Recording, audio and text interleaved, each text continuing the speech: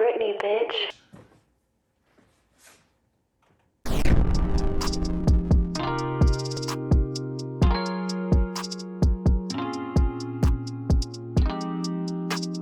That's it. That's the only introduction they get. Yeah. Hit me, baby, one more time. Oh god, Oh that my was toxic. god, you did it again. It's like a circus. And there's one, You two, are three so of us. toxic. You already made just- that one. yeah. I Jesus didn't hear Christ. it. Back Damn the f- off. Yikes. Framing Britney Spears. Her rise was a global phenomenon. Her downfall was a cruel national sport. People close to Britney Spears and lawyers tied to her conservatorship now reassess her career. She battles her father in court over who should control her life. So this is made by the New York Times, or produced by the New York Times. I didn't expect to get so angry watching this. Yeah. Because I even texted him about it. He's like, I don't want to watch this Britney I Spears know, thing. like, And I'm I'm like, just wait. Yeah, I just watched it. I'm not into the whole like celebrity, Yeah. what are they up to type Yeah. thing. I don't like it. And I thought Right. that's what this was gonna be. I thought it was just gonna be gawking at someone who has historically been gawked at to like a vicious extent. So I was like, don't care. Yeah. But luckily, this is a criticism of that history of her being gawked at in such a sexist and horrible way. Yeah. And it really goes into it in things that you had never seen before, all the way through her career, from her being a child to an adult, and how she had to put up with so much bullshit going through her entire career. Yeah. It's disgusting, the things she had to put up with, and it is hard to blame her for a lot of what happens once you see the full history of what's going on. So this is done by the New York Times, and I think it was through FX, right? I'm pretty sure that's what it was. This does not have her involvement at all. Like, she is not a producer. I don't think she funded any part of this. This is like a complete spectator view of the court situation, what's happening with her dad, and the history, using footage going back from all over channels, so this has nothing to actually do with her or like the fight in her court battle, which just ended. What was that, like last week? Yeah. Wasn't it? Yeah, last week. Yeah. And I haven't seen the actual results. He kind of like talked a little bit about it, but wasn't quite sure. Let's not say what happens, Right. so this movie can have its tension. Okay. But yeah, that just ended. So she has no part of this documentary at all. So it's a complete outside perspective on what happened. This is also like when mental health wasn't a conversation within our culture that needed to be at the forefront, and like instead of like being like, hey, maybe something's wrong with her, maybe she has serious anxiety from all these paparazzi in her face, and like everybody's scrutinizing her for her entire life. Exactly. It's like, no, she's crazy. Yeah. She's just a crazy woman. Wow, why is she so crazy? Yeah. That's all it was. It was gawking at her and not actually analyzing why this was happening, and the consequences of like this celebrity culture over time and how that impacted her. So it was a really good take on this. And like I said, I don't like these typical celebrity things because of that. I don't like how it feels like we're just gawking at them, and it's like, wow, what are they doing? Look how much like us they are. Wow. Yeah. This is not that type of thing. If anything, this is a critique on that type of culture. So I was really into that aspect of it. And it holds other like people that are idolized accountable. Like it holds Justin Timberlake accountable, and like he's came out and said apologized and stuff, which I think, like, I mean, he was an immature kid when all this happened. Like, right, but he also did get away with that because of his position as like a male pop star and not a white male pop star. Exactly, Yeah. and not a woman. Because and it did happen. I was about to say, if she said anything like that, she would have just been labeled as crazy or hysterical or whatever the people say. So it really does show that dichotomy between her and the male, like, cohorts, people of her peers. same, peers. Yeah.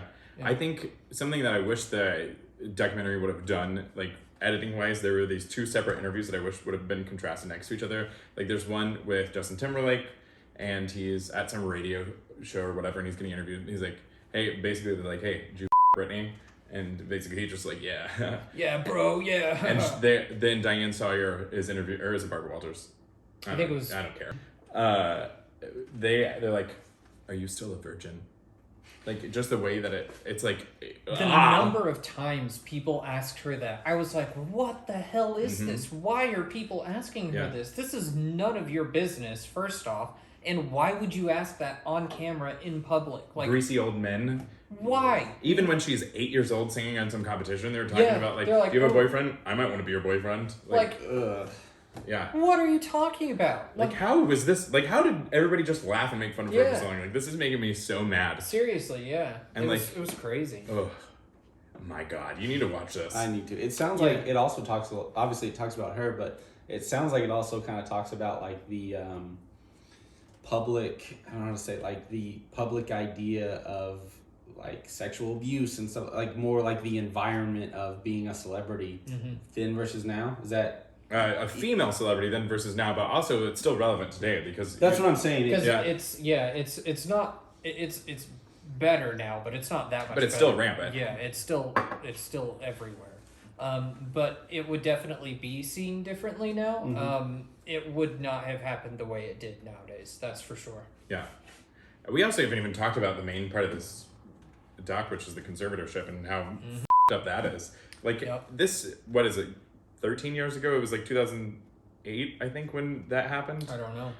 Between 2006 and 2008, you realized that like she shaved her hair or whatever, and so then she gets taken to court, and basically they're like, she also has a breakdown because of her kids, and all this is fueled by the paparazzi, and like it's showing that like these, like she goes to see her kids because Kevin Federline has custody at this point, and so he wouldn't let her see them, and then so she's with some family member or something like that.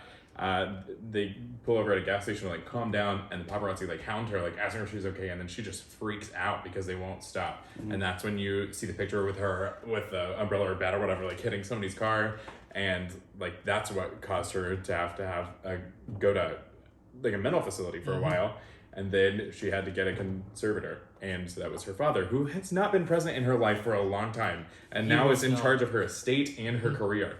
And you notice, like, once he takes over, she's immediately putting more stuff out. And, like, not only is her father in charge, but this group of lawyers who then later come and, like, try to get more money because, like, they're like, with her doing more business, we think that we should get more money out of it. Like, they're supposed to be in charge of her money. They're not supposed to be making money off of this. They even applied for an increase of the cut that they were getting from this. Oh, my gosh. Yeah. It's insane. And it like, this needs to be fixed. Like, there's so much wrong with our government and its systems already, but my God. Yeah, this was like unbelievable that something like this could happen with how unbelievable it was. It a little bit reminds me of I Care a Lot and that type of situation. So there's a Weird lot contrast. of the same, a lot of the same topics that go on in that. I don't know how I feel about the whole, is Britney sending out subliminal messages and stuff like that. I don't know. That was a lot. That was really getting into like conspiracy theory type things. So that was a little bit weird to watch, and I'm like, I don't know. This seems a little much. But I think that we wouldn't be having this conversation right now if people didn't say that, because that Free Britney movement is what started this investigation, basically. Whether it was conspiracy or looking too much into it or whatever, they absolutely did shine the light on it and bring it up to the public. And they had such a huge impact on the actual like events of what happened. Like there's no doubt that the Free Britney movement like helped in this situation. Right. So, yeah. And you see her like, she's been portrayed as this like fragile like woman who needs to be taken care of and be told what to do, and that is not her at all. Like there's footage of her like being very particular on how she wants things and like how she's taking charge of her career and like the things that she wants to do going forward and the things she won't do and all this stuff. So she's not how she's being portrayed to be. Like she's a strong like force. Well, how they're portraying her is just the typical misogynistic bull. Yeah. You know, it's like, oh, she's an emotional woman type thing. So it's just the typical misogyny. When you have these pop star things that come out every year, all these documentaries, like Taylor Swift had 2 last year, which I'm into. Like Shawn Mendes had one, Demi Lovato has one coming out in a couple weeks. Like usually they're all about the glamour of being a pop star for the most part. I think they're getting better now because I don't think Demi's is going to be and Taylor's wasn't. But I wasn't expecting to get so angry at the government. Like it's like it's not on the same level as like Judas and the Black Messiah, but those reactions that you get where you're like, the police. Like that's what you get from that. Yeah.